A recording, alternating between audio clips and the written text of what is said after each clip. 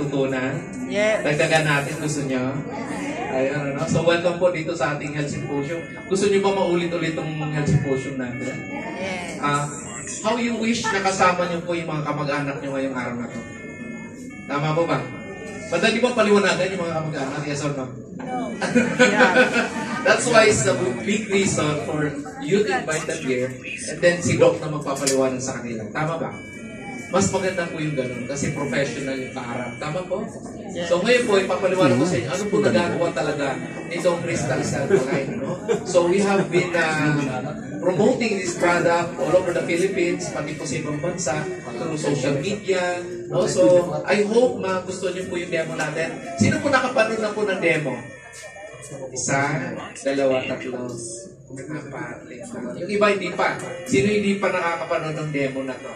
Ayun, no? So welcome po. At very simple lang po demo natin. Tatagal lang po siya ng 10 minutes. Okay lang po ba?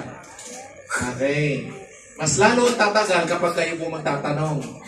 Kaya please, huwag na po kayo magtatanong. Kayo daw kayo magtatanong. Ayun. So ito po ang gagawin natin.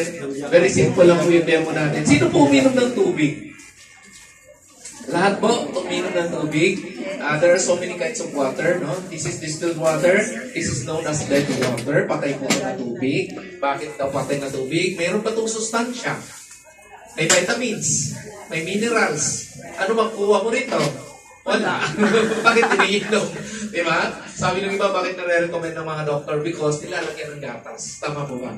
So, yung may sustansya, yun po yung kailangan ng bata. Pero kung eto lang gagamitin mo, wag na lang. Sayang po. Sayang ang pera nyo. Okay? So, marami yung klaseng tubig. Merong distilled water, purified water, mineral water, alkaline water, fresh water, ano pa, spring water, sea water, sobrang dami. Ano na lang inumin namin? Ito po.